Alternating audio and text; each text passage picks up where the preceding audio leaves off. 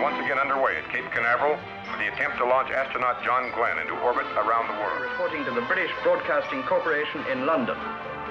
The 0 hour for Colonel Glenn's launch. En Floride, où une fois de plus, les dernières minutes de départ de l'astronaute américain John... Dato a contare I minuti per l'astronauta americano John Glenn al Cape Canaveral, Florida.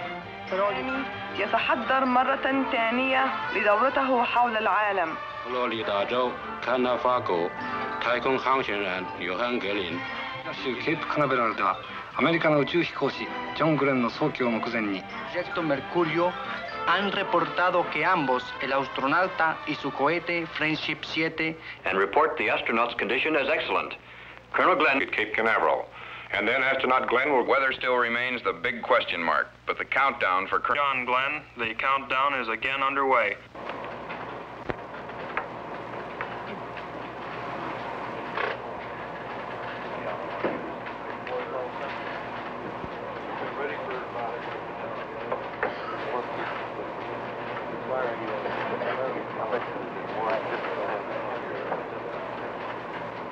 With the entire world as our witness, the countdown begins at Cape Canaveral, Florida, for one of man's greatest adventures. It begins here with these men, for they are the launch team.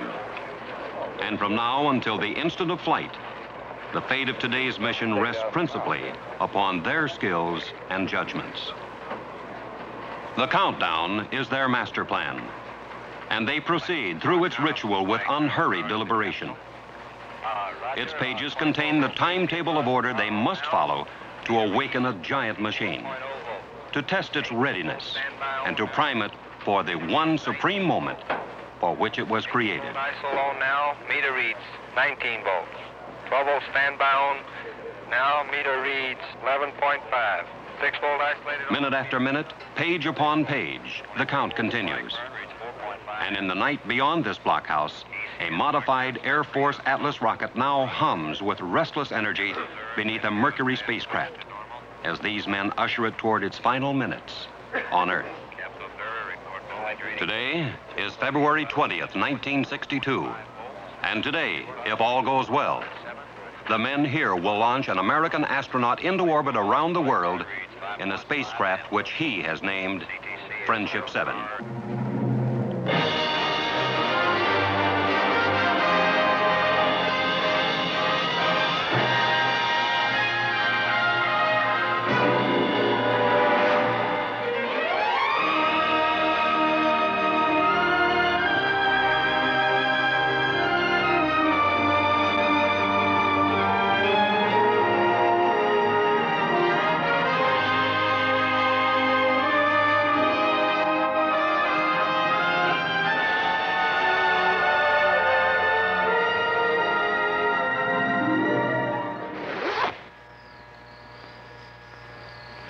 Friendship 7 awaits its pilot. And the pilot has waited 3 years for this day. 3 long, arduous years of study, of training, of waiting. And now he's ready.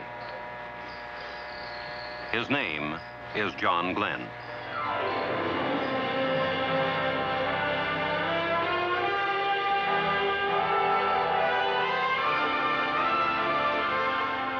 Astronaut John Glenn of New Concord, Ohio, Lieutenant Colonel, United States Marine Corps. Married, father of 2 teenage children.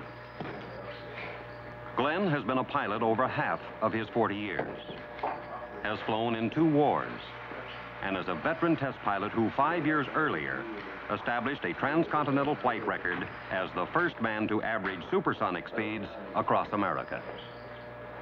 He volunteered for space flight, is one of 7 astronauts selected for Project Mercury, the man in space program directed by the National Aeronautics and Space Administration.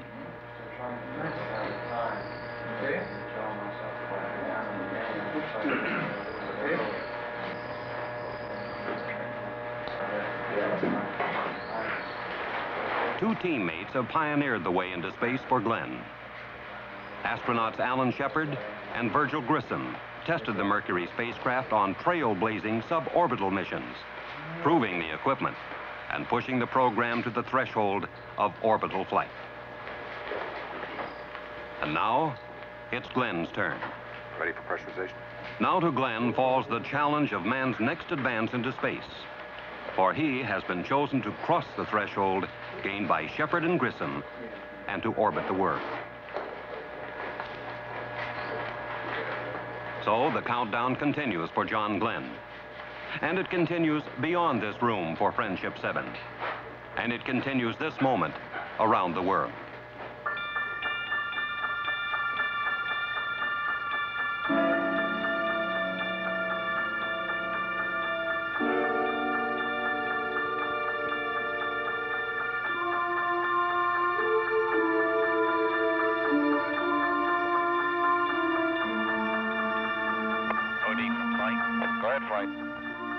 These are John Glenn's ground-based co-pilots, men he knows well, with whom he's trained, and in whose judgment his life is entrusted this day. They are the flight controllers, and from the Mercury Control Center, within view of the launch complex, they make the decisions, issue the commands that will govern the course of the mission. To these men throughout the flight will flood the facts needed for decision. The scope of their responsibility, of the entire operation, defies comprehension. Now, this very instant, the countdown for flight continues around the world, on 3 continents, on islands, in ships and planes, in lands where it's summer and tomorrow is near, in lands where it's winter, and this day is just beginning. Roger, how about you, recovery? Recovery's go. Roger, recovery. Roger, CTC, Mercury Control Center is go.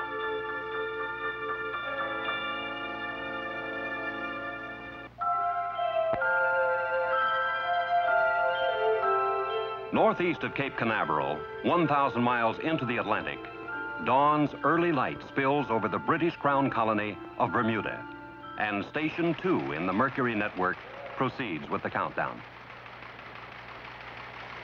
The tracking and telemetry stations, 18 in all, form an avenue of electronic checkpoints around the world to monitor and communicate with Friendship 7 as it passes overhead.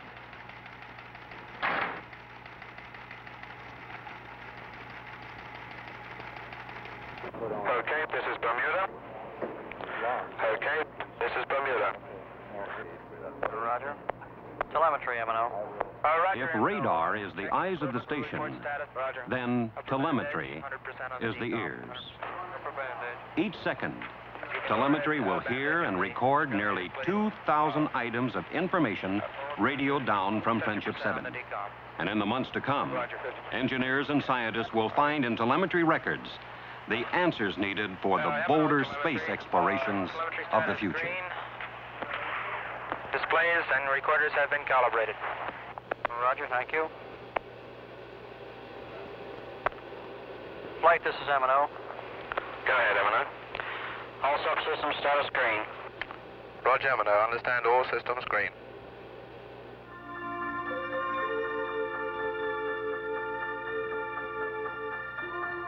Latitude, 5 degrees north. Longitude, 10 degrees west. A spot in the Atlantic Ocean off the coast of Africa. And Station 3, the Rose Knot, waits under the late morning sun for John Glenn. Operating out of Trinidad, Rose Knot will communicate with Friendship 7 and monitor its journey as it streaks across the empty ocean and out over Africa.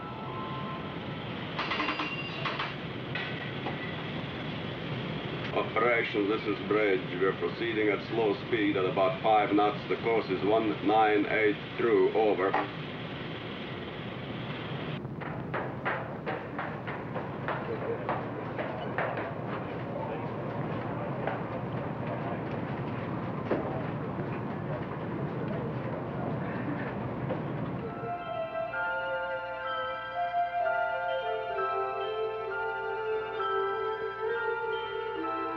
Beyond the Mercury station on Gran Canaria Island, in the Spanish archipelago off of the African coast, it's midday at Station 5 in Kano, Nigeria, deep in the continent of Africa. All stations. Flight data recorded here at Kano and at Zanzibar on Africa's east coast will relay through this transmitting station to London and then on to America.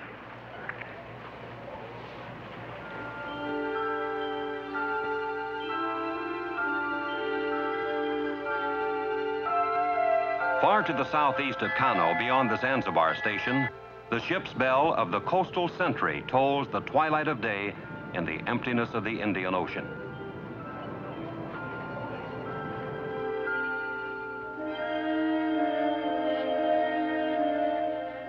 To the east, some 2,500 miles from the coastal sentry, dusk blankets the network's 8th station at Muchet, near Perth, Western Australia, halfway around the world from Cape Canaveral. And the printout, code display. Okay, that's fine. Let's just tweak her up on here. Today, February 20th, is fast fading over the Australian tracking sites at Muchet and Woomera. And when Glenn arrives, tomorrow will greet him. But north and east across the Pacific, far beyond the Mercury station on the coral atoll called Canton Island, February 20th is just minutes old on Hawaii's garden island of Kauai. And there, men prepare for the arrival of Friendship 7. On board site and ready for a 165 check. All Roger. That meter is good. All Roger. Eastward again, deeper into the day that will soon awaken over the Americas. Eastward to the Gulf of California and to the Mercury station at Guaymas, Mexico.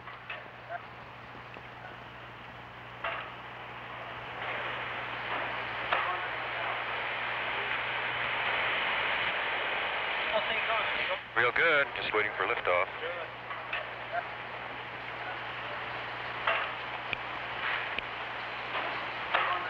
MNOTM, status green.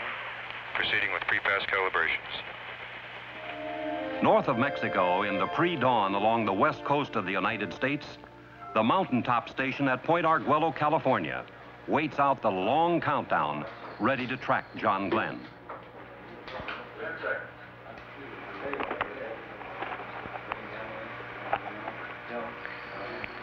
Roger, Ike 8. What is the present count? Roger. Southeast now, to the farmlands of Texas, where the station at Corpus Christi continues its preparations for flight. Guaymas, Cal, in Texas, please. Affirmative. Roger. All systems, would you please commence pre-flight calibrations at this time, since the countdown is progressing normally. Advise me when you have completed them. Far to the north and east of Corpus Christi beats the heart of the worldwide Mercury network, the computing and communication center that bonds it into a working entity. This is the Goddard Space Flight Center in Greenbelt, Maryland. Through here funnels the voice and teletype communications that link the global stations to Mercury control. The computers enable men to reach judgments within the flashes of time allowed for control of a spacecraft that moves faster than a brain can react. Throughout the flight, the computers will generate recommendations on whether the mission should continue or be aborted. They will determine locations of the spacecraft, the time it should begin re-entry, the point at which it will land. And the most vital of these findings will be transmitted instantaneously to Cape Canaveral.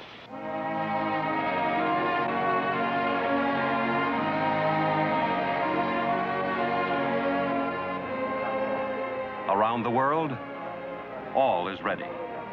The men, the stations, the space vehicle. And now reporters learn from the astronaut's information officer if the most vital of all elements is ready, the man himself, John Glenn.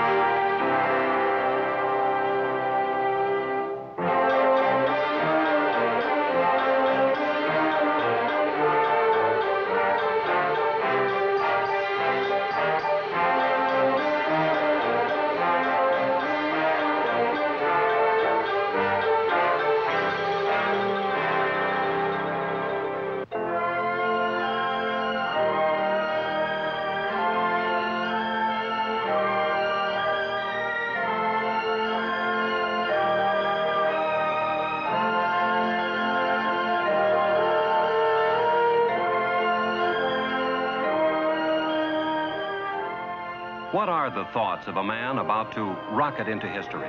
Glenn is the astronaut, the man who will challenge space. But he is just one member of an international scientific endeavor that requires the genius and skills of some 40,000 other men and women scattered throughout the world. From the engineers and technicians who produce the space vehicle to the crews now preparing to launch it. From the tracking experts who will chart his voyage around the globe to the sailors now waiting at sea to recover him. Behind this day stands years of preparation, of research and testing, of planning and training. And the purpose of it all is knowledge. Knowledge of space and of how effectively man and spacecraft can function together in its hostile environment. Knowledge that will serve as the basis for space explorations of the future. Hard-won knowledge of benefit to all men, bought by sacrifice and dedication and courage.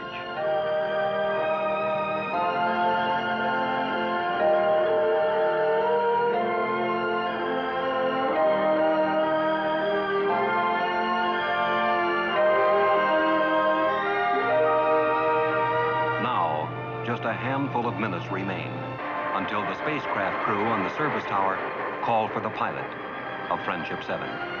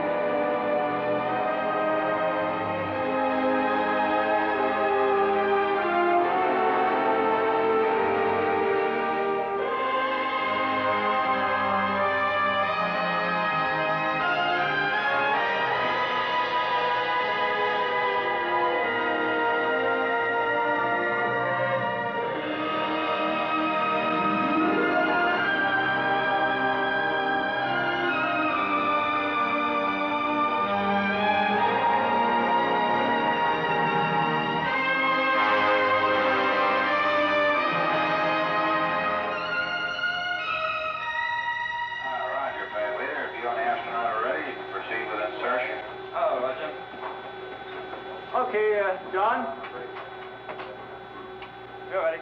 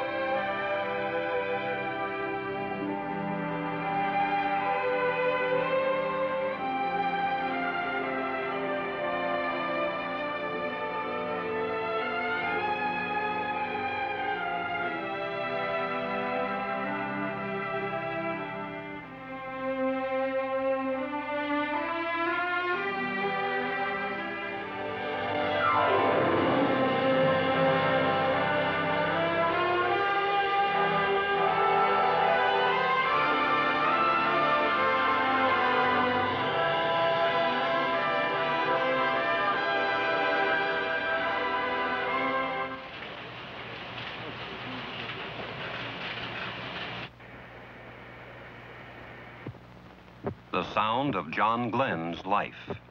His heartbeat, you hear, will flow from Friendship 7 throughout the flight, informing those on the ground how well he endures the trials ahead.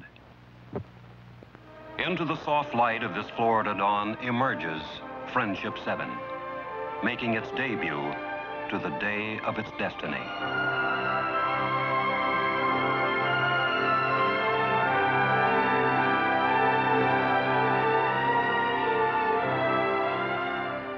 The Mercury Atlas stands alone, waiting to depart this Earth.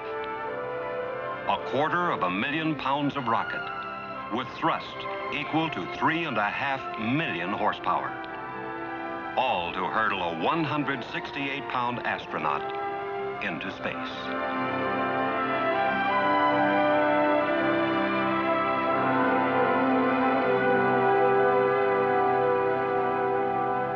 All stations. Gantry is in launch position. AMR, CNS band beacons are on. Start interrogation in 1 minute. The countdown sweeps closer to the moment of flight, and recovery teams here at the Cape and around the world ready themselves to aid the astronaut. Above all else, John Glenn's safety is paramount, the dictating factor in all planning. Never in all of history have so many people shared, without censorship, an adventure of such magnitude. Through all news media in all languages, all the peoples of the world are witness to this exploration of space, to its success or failure.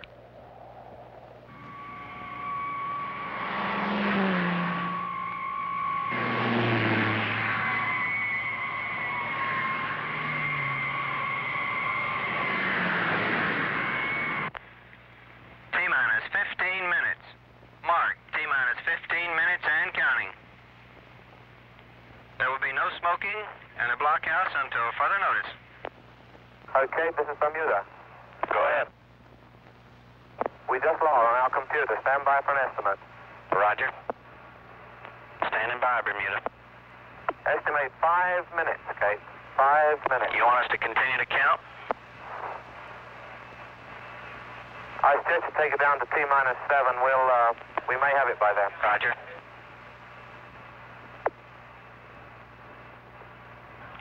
You want us to hold, Bermuda?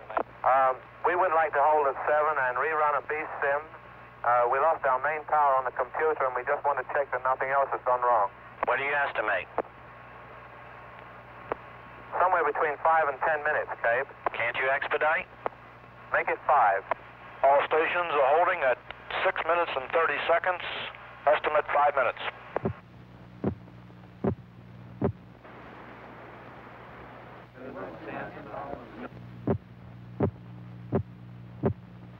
We just got to go. You ready? Are you ready to continue? Green. Okay, go ahead. Green. Go ahead, Cape. Your attention, please. On my mark, we will pick up the count at T-minus 6 minutes and 30 seconds and counting.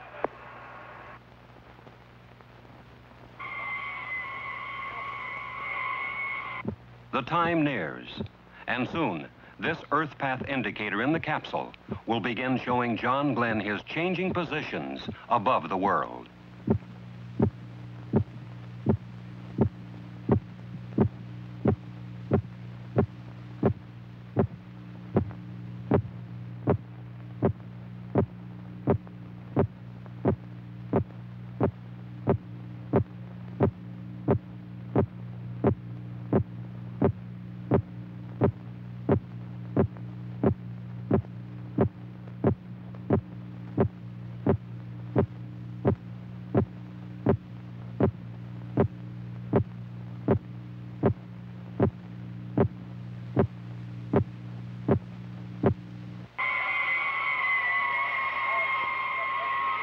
Mark, 57 seconds. Stand by to start EPI on my mark.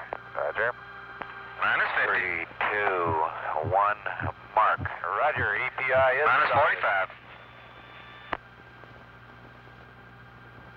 Minus 40. Status check, pressurization. Locks taking. Have a blinking high level light. You are go. Water systems. Go. Range operations. Mercury capsule. Go. No.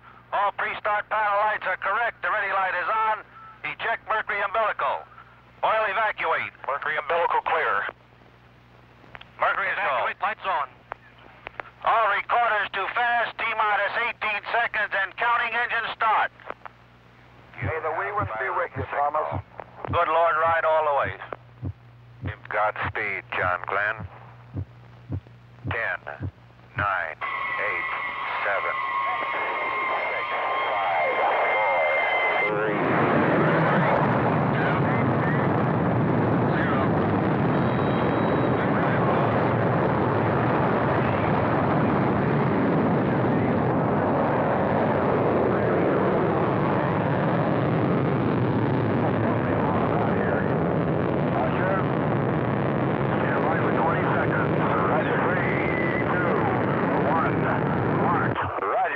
Clock is started.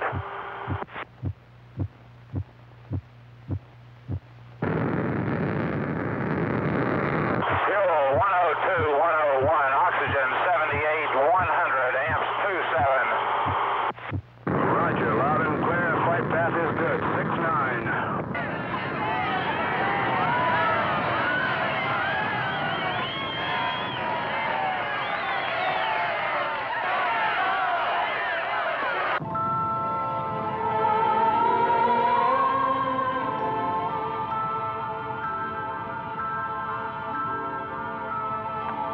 Seconds. 65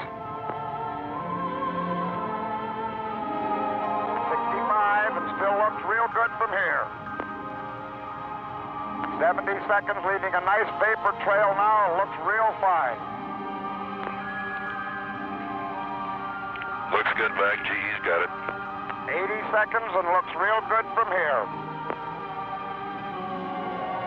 85. 90, 95, flame powder is bellowing out now. Reading you loud and clear.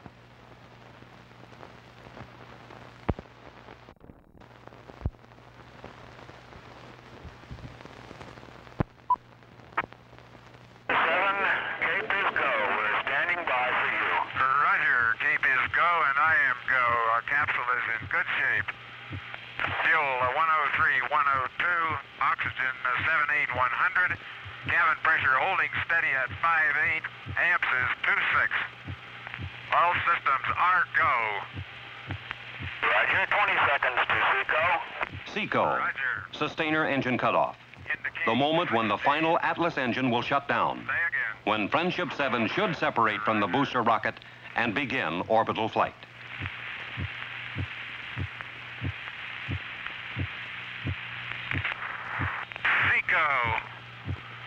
Lots of grades fired, okay. Adjust. Roger, 0G, and I feel fine. Capsule is turning around. Oh, that view is tremendous.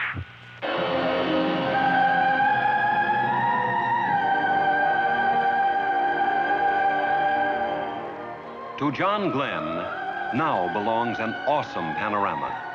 The world curving beneath him, just as it was filmed from an earlier Mercury capsule. And I could see the booster during turnaround just a couple of 100 yards behind me. It was beautiful.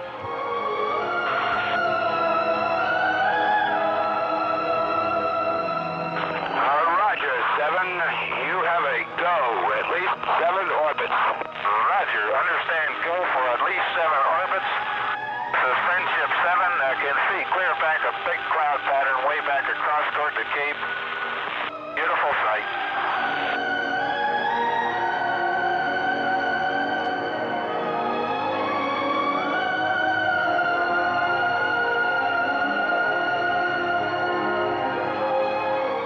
Roger, still reading you loud and clear. Next transmission, Bermuda.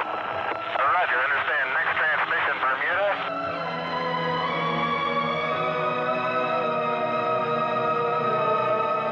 Friendship 7, Bermuda has you.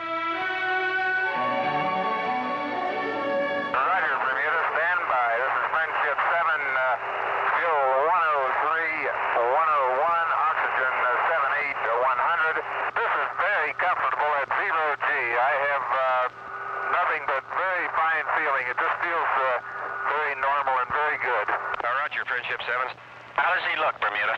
Looks real good, Cape. Surgeon reports everything okay, all systems okay. Good voice contact both ways.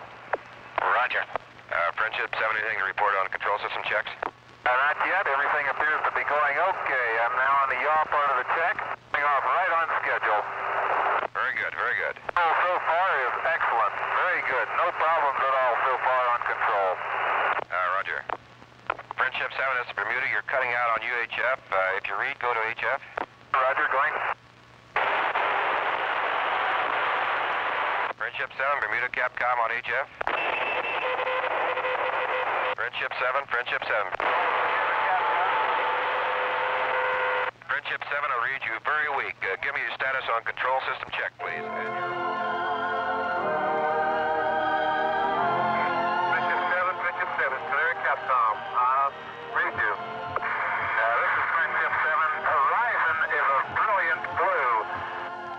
There, I have the mainland in sight at present time coming up on the scope. I have a beautiful view of the African coast, both in the scope and out the window. Out the window is by far the best view.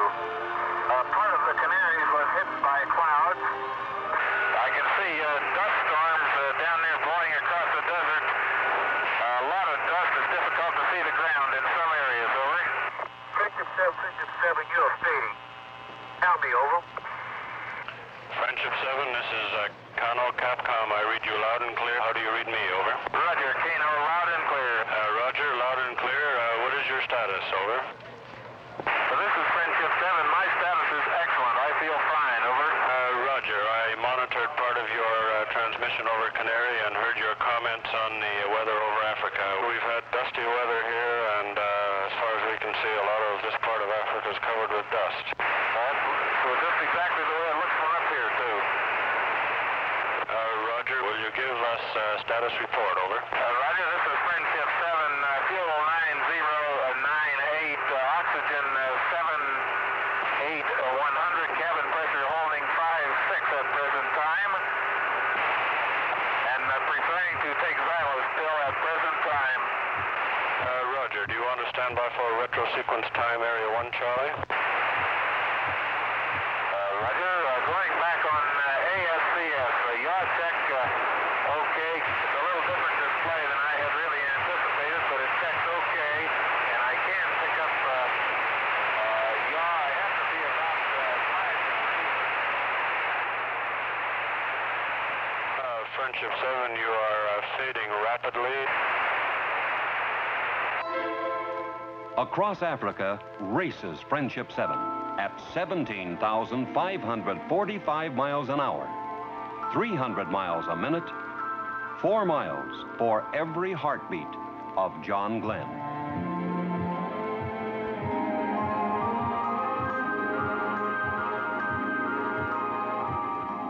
Friendship 7 streaks through the night of tomorrow and races toward the dawn of yesterday. Above the Indian Ocean flashes Friendship 7, far beyond human sight, seen only by the electronic instruments of the Coastal Sentry as she records the lightning passage of the man in space.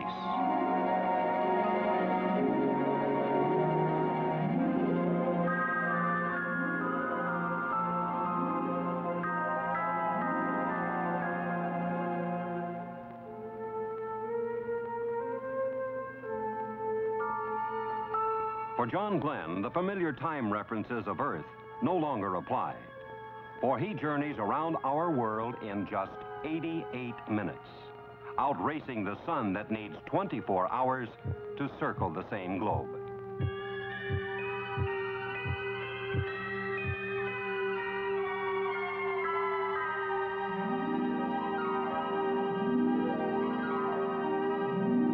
Friendship 7, this is Musée Comtape. Friendship 7, this is Musée Comtape. Do you read, over? Hello, Musée Comtech. This is Friendship 7, reading you loud and clear. How me?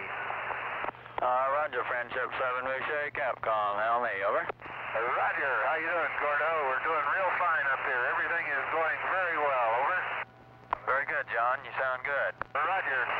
That was sure a short day. Time passes rapidly, huh? Yes, sir. Right. shortly you may observe some lights down there. You want to take a check on them out to your right, over. Roger, I'm all set to see if I can't get them in sight. Roger. Any symptoms of vertigo or nausea at all, over? Negative. No symptoms whatsoever. I feel fine, over. Good show. Roger, I do have lights in sight on the ground, over. Roger, understand you. Just off to your right there? That's affirmative. Just to my right, I can see a big pattern of lights, apparently right on the coast. I can see the outline of a town and a very bright light just to the south of it. Roger, that's Perth and Rockingham you're seeing there. Roger, the lights show up very well, and thank everybody for turning them on, will you? Roger, sure will, John.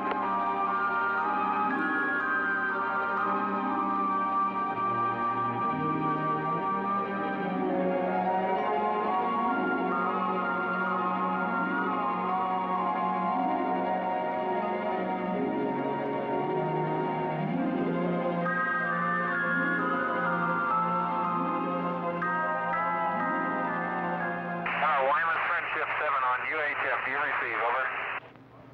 Roger, Friendship 7, loud and clear. Over. Roger, this is Friendship 7, loud and clear with you also. Are we still go from Control Center? Over. Roger, we're still go. Roger, Friendship 7. All systems are go in the capsule. Friendship 7, Grimus, if you have a chance, could you give us a blood pressure check? Over. Roger, Friendship 7, we'll give blood pressure check. I still have some of these particles that I cannot identify coming around the capsule occasionally, over. Roger, how big are these particles?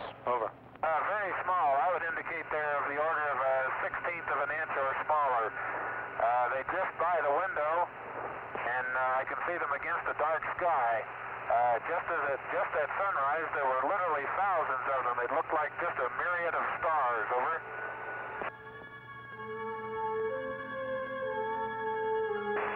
Grimus, LOS. LOS, loss of signal.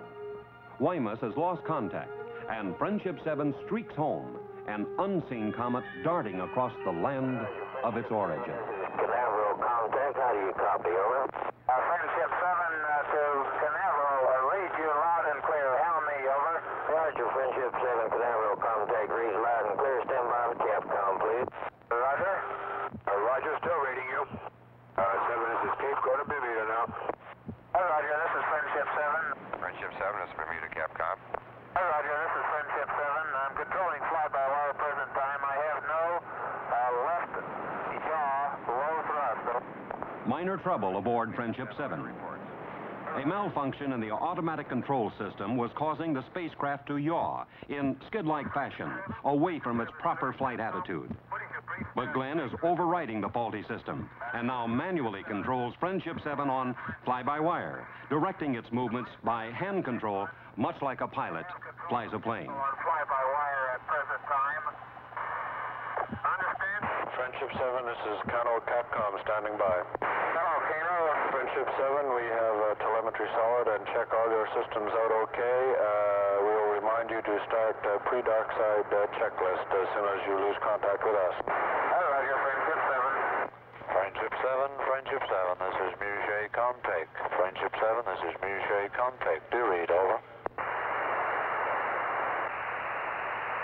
Okay, this is Friendship 7 on me. Roger, Friendship 7, Musée Capcom. Will you confirm that your landing bag switch is in the off position, over?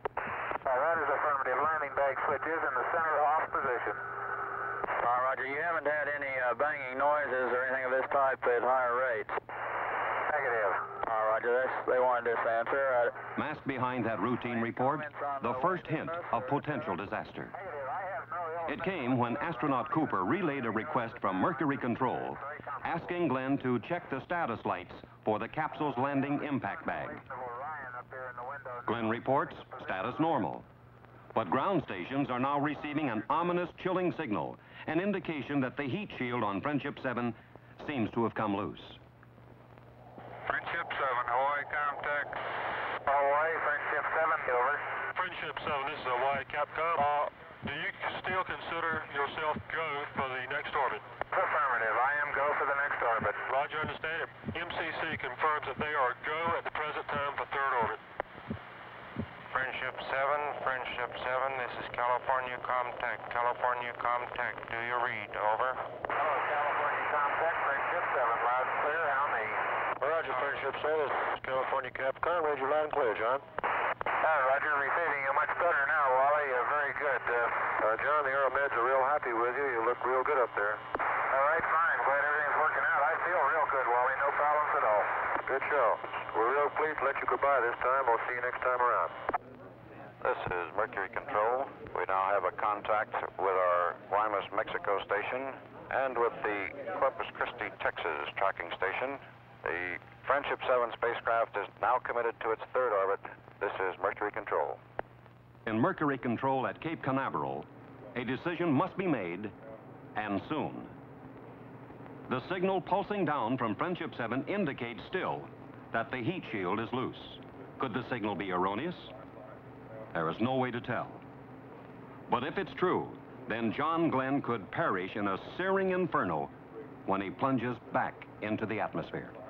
The retro rockets that slow the spacecraft and head it back toward Earth are strapped over the shield.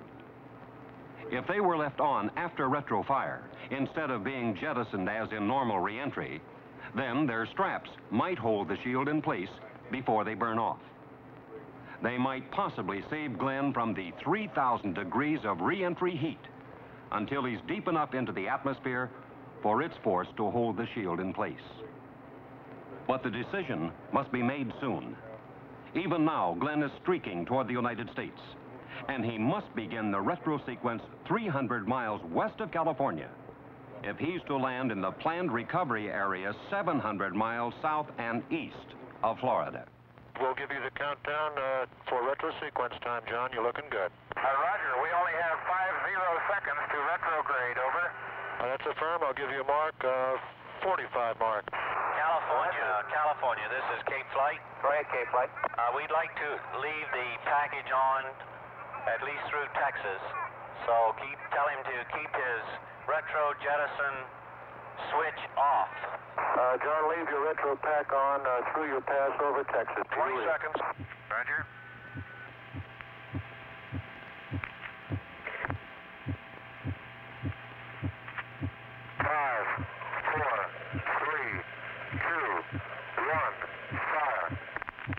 Roger.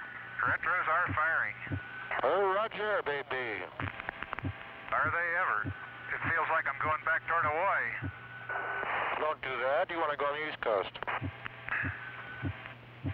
Roger. Fire retro light is green. All three here. Roger. Roger. Retros have stopped. Hunter.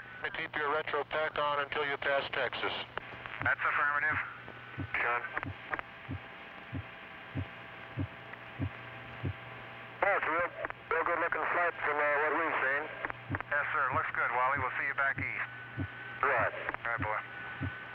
Texas, Capcom, Cape Flight. Go ahead, Cape Flight. Go ahead. We have decided to re-enter with the pack on. This is Texas, Capcom, Friendship 7. We are recommending that you leave the retro package on through the entire re-entry. This means that you will have to override the 05G switch, which is expected to occur at 0443. This also means that you will have to manually retract the scope. Do you read? This is Friendship 7. What is the reason for this? Do you have any reason? Over. Not at this time. This is the judgment of Cape Flight. Roger. Say again your instructions, please. Over. We are recommending that the retro package not, I say again, not be jettisoned. This means that you will have to override the 05G switch, which is expected to occur at 044353. This is approximately 4.5 minutes from now. This also means that you will have to retract the scope manually. Do you understand? Roger, understand. I will have to make a manual 05G entry when it occurs and bring the scope in manually. Is that affirmed? That is affirmative. Friendship 7. Roger. Friendship 7 is Cape, over. Go ahead, Cape, Friend 7. I recommend you go to the entry altitude and retract the scope manually at this time. up manually. While you're doing that, we're not sure whether or not your landing bag has deployed. We feel it's far safer to re-enter with the retro package on. We see no difficulty at this time in that type of re-entry. Over. Roger. Understand. 7, this is Cape. The weather in the recovery area is excellent. 3-foot waves, only 1/10 cloud coverage, 10 miles visibility. Roger. Friendship 7.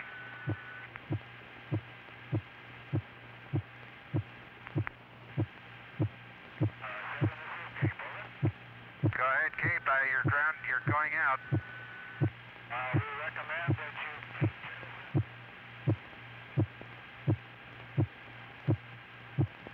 Retro pack upon reaching 1 to 1.5 G. Do you understand? Over. Amen. 7, this is Cape transmitting blind. Recommend Suddenly, all contact with John Glenn and Friendship 7 is lost.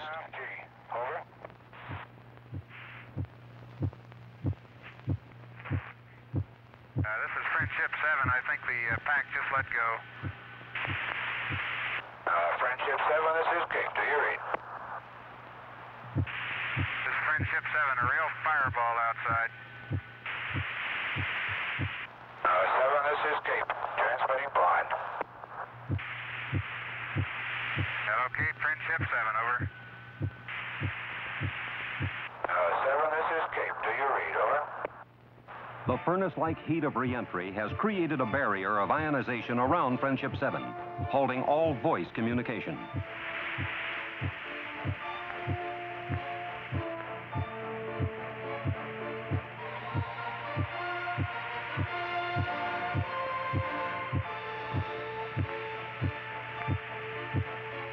Alone, he plunges back toward Earth, a fiery meteorite.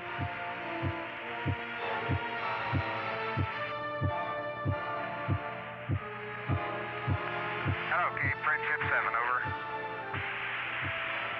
Friendship 7, this is Cape. Do you read? Over. Hello, Cape. Friendship 7. Do you receive? Over. The thickening atmosphere breaks his descent, slowing Friendship 7 from 17,500 miles an hour to 1,300 miles an hour in slightly over 3 minutes. And the forces of gravity slam against John Glenn until he weighs 8 times his normal weight.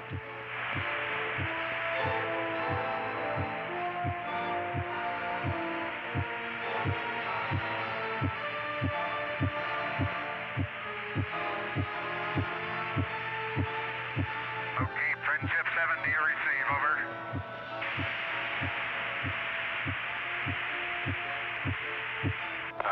This is Cape transmitting blind. Your IP is within 1 mile of the uprange destroyer. Voice call is Steelhead. Steelhead is the code name for the destroyer Noah, waiting to recover Friendship 7. But John Glenn cannot hear the message. Right around 4:43, flight. It was about on time. Keep talking, Al. Friendship 7, this is Cape. Over. Friendship 7, this is Cape. How do you read? Over. Roger. Reading you loud and clear. How you doing? My condition is good, but that was a real fireball, boy. I had great chunks of that retro pack breaking off all the way through. Very good. It did break off. Is that correct? Roger. Altimeter off the peg indicating 80,000. Roger. Reading you loud and clear. Rocking quite a bit. I may still have some of that pack on. I can't damp it either.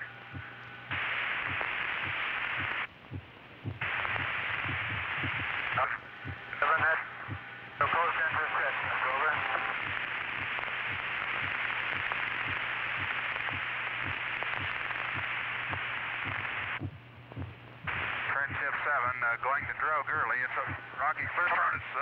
Drogue came out. Drogue is out.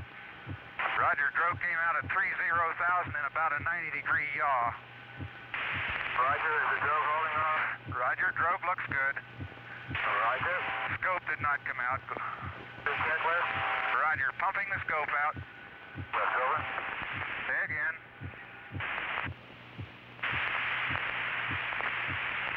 Roger, re-entry checklist complete. Standing by for main at 10.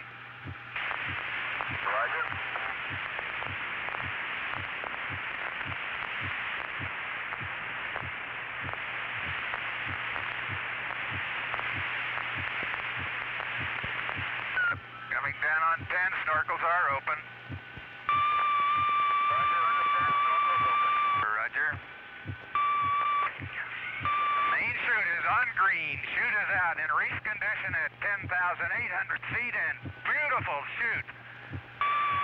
looks good.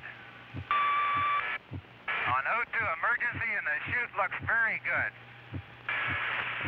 Rate of descent has gone to about 42 feet per second. The chute looks very good.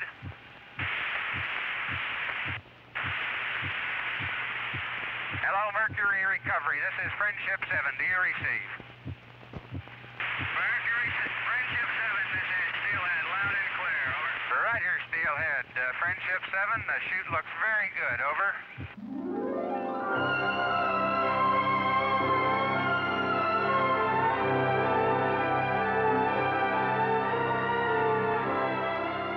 Home is the Voyager. Behind, a journey of 81,000 miles through 3 days and 3 nights in just 4 hours and 56 minutes.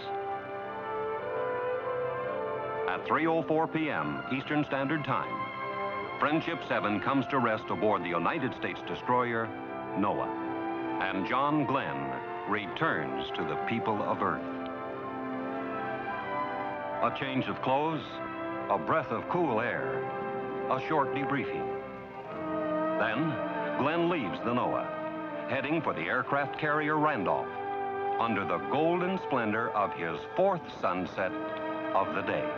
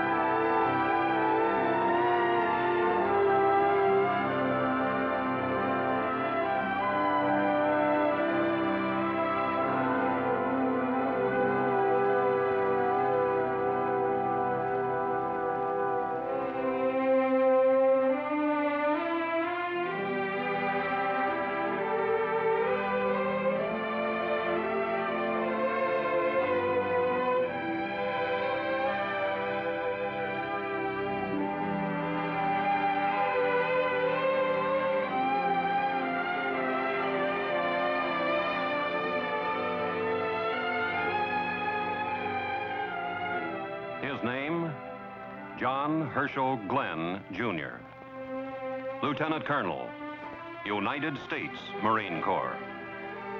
Married, father of 2 teenage children.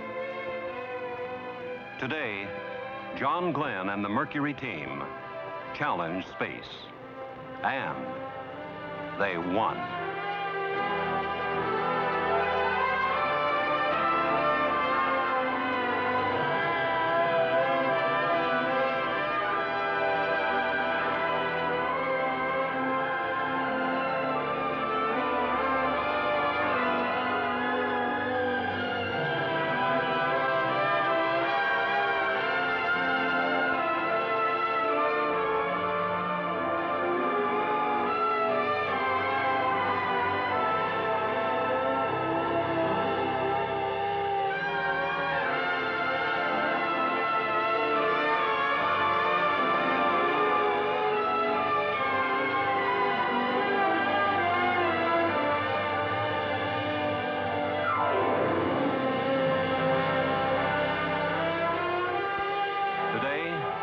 John Glenn dared space.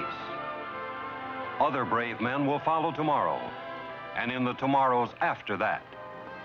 Each step more bold as we reach out to explore the universe around us.